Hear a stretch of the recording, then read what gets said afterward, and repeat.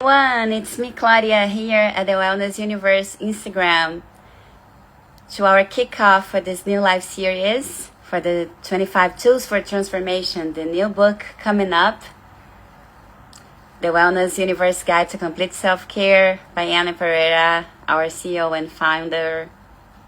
And today we have a special guest, Ilene. She will be with us today explaining about her chapter.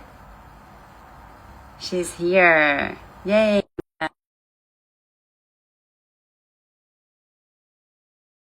While Eileen is joining us, I would kindly ask you guys to invite more people to be here with us to this conversation. Our sixth book coming up and available soon in Amazon. Hello, Hi, Eileen. Claudia. How are you today? I am marvelous, like seeing your beautiful face. Thank you. How was your day going? How was your all of this process since the last book till now? Um, it's really too complicated to say. I imagine that everybody's life has been speeding up, as mine has too. Right. So basically, my reaction is I've been busy as all get out, you know, but fortunately doing things I love to do. So Yeah, it's amazing. It feels like it was like yesterday, the last book. It I felt know, like this. I know. Well, the Wellness Universe is just putting out one book after the other, and I'm really honored that I'm in as soon as this one gets published, I'll be in five of the six books in the series, which Yeah, is really great. amazing. Yeah, you're definitely necessary for all of us, Aline. All the way you inspire us through your journey, the way you approach life. It's amazing. Thank you. So We're Kathleen here is joining us. They have to be here with you both. Thank you, Kathleen. Um, Jeanette as well. Thank you, Jeanette, for organizing all of this for us. Amazing. So I want you, of course, to share more about your chapter. We don't want to dive in because we want to make like the surprise for our readers. But we have to talk about the shadow or broken, like Humpty Dumpty in your chapter. Why did you use this nursery rhyme for mentally healthy for people to organize this? well, I do a lot of stuff just by listening to my heart. I didn't actually think it up, it just came to me. Hmm. But once it came to me, I realized something that was really important. The nursery rhyme says Humpty Dumpty sat on a wall. Humpty Dumpty had a great fall, and all the king's horses and all the king's men couldn't put Humpty together again. And those last two lines are the ones that really stood out to me because I suddenly got from that nursery rhyme that the message is nobody else can put you together except your own self. And that just really stimulated me to think in terms of the stories I was telling. How do you put yourself back together again when you have a fall? Whether it's a lot of people have PTSD. Their situations are so bad, and other people maybe have one or two things that are difficult. But we still have to put ourselves together, and the first and primary message is nobody else is going to do it for us. We have to do it for ourselves. Amazing. Yeah, we always say that always start and come back to us. Right. Well, what I have learned, Claudia, is that the only person I have power over is my own self. And the only time I have power over myself is in the present. And I think a lot in our culture, we tend to think, well, if I'm upset about something, that person should change what they're doing. And I have a right to say, you have to change. But number one, that doesn't work very well because we can't really get other people to change. And number two, when we change ourselves, nobody can take that change away from us. It's ours. Perfect. Perfect. Yeah, not to mention this word you're saying about power. We kind of given our power, our inner power to the others. And that's exactly how we get vulnerable and like being easy to make people make us frustrated or something bad because you're like just delivering, like you're giving to them something that is so pressure for us. Yes, yes, that's a really good point. And we tend to think we can have power that way and we can't. Let me just tell you a story. Um, my husband Bob has been deceased now for 9 years, but I married him in 1998, and he had been a smoker for 30 years, and I cannot tolerate being around cigarette smoke. Mhm. He was very considerate during the time I was dating him, but when he started talking about marriage, I thought, how am I going to deal with this? Because if I ask him to stop smoking for me, what's to what's to keep him from starting up again once we're married? And then what am I going to do? Mhm. And so I realized that he was the one who needed to make the decision whether he would continue to smoke or not. How was I going to do that? So I came up with this plan. I said to him, I really am interested in marrying you. However, I want to be clear that I don't live with or marry anybody who smokes. And he said, that's a non-negotiable demand. And I said, well, not really. I'll continue to love you. I just won't be able to marry you or live with you. And he kind of sulked around for a little bit. And finally, he was a neurosurgeon. He was used to being top of the heap, you know. Finally, he came out with what his issue was, which was neurosurgeons don't fail. He was worried that if he tried to quit smoking, he might fail. And so Mhm. it was easier just to not Right. try. So I said to him, I can't be responsible for your definition of failure, but to me, it's more of a failure if you don't make any effort at all than if you just fan it. And he thought on that and he decided to stop smoking. And for the last 18 years of his life, he did not smoke. Oh my God. Right. Amazing. That's fantastic.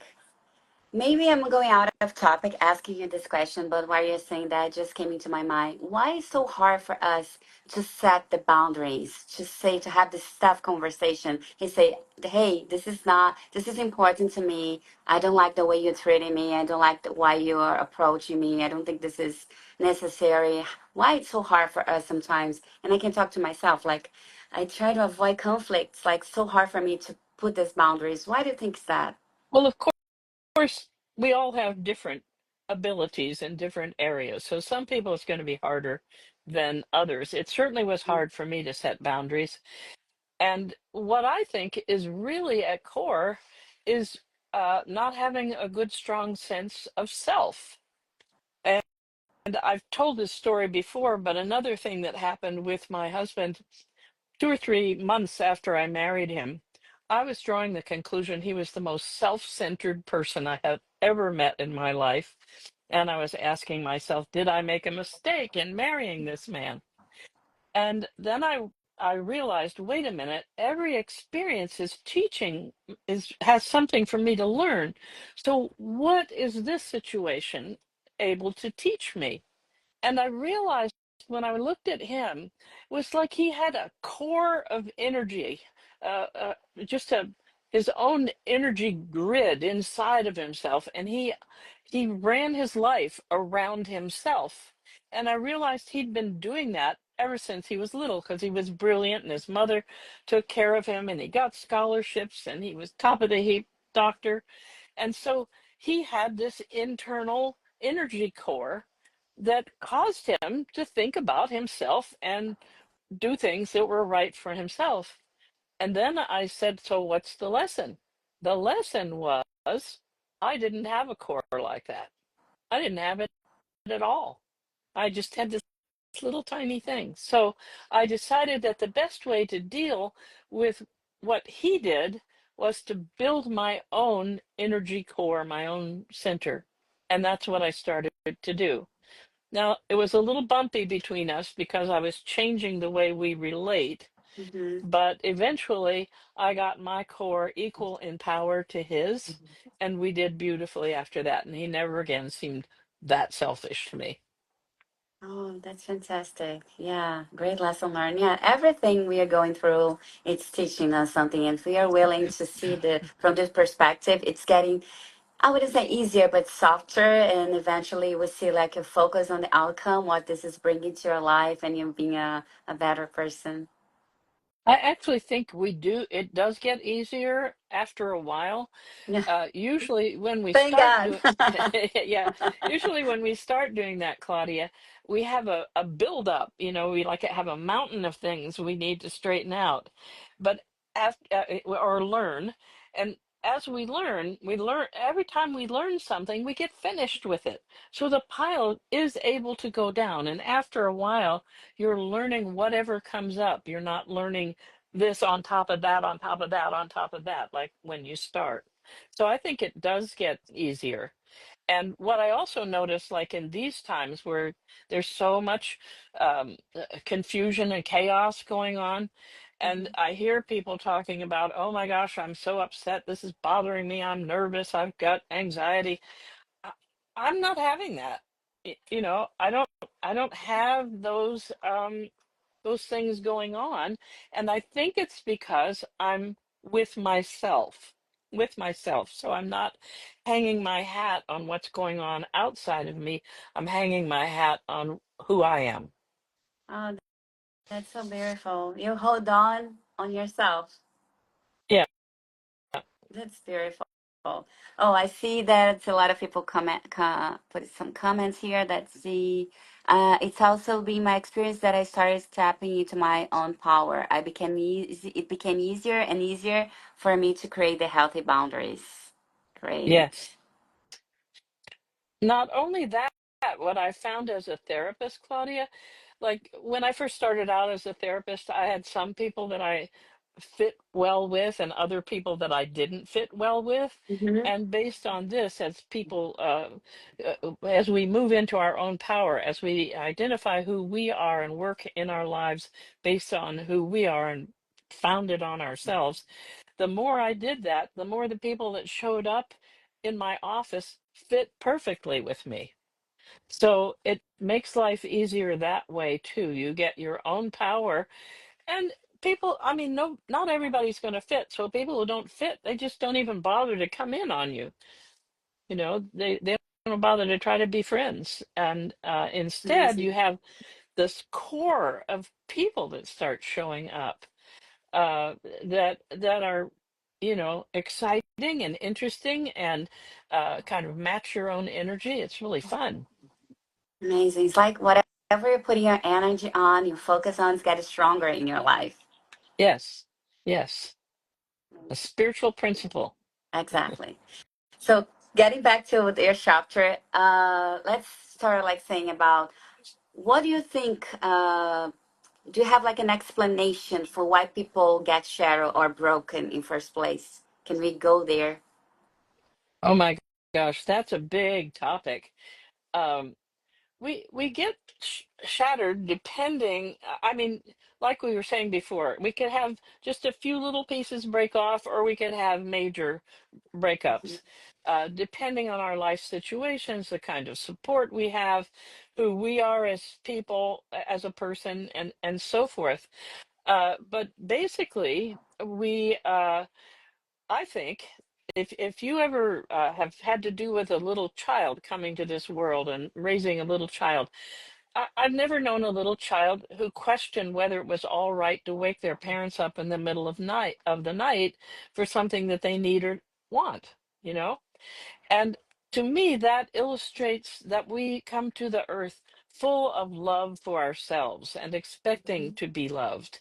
And the experiences of life, if we don't get support or if they're traumatizing, it slowly takes that love away from us, or Mhm. it covers it up so we can't see it or know it or feel it. And so we get cracked and broken because we're losing contact with our real nature, which is love. Amazing. Yeah, that makes sense.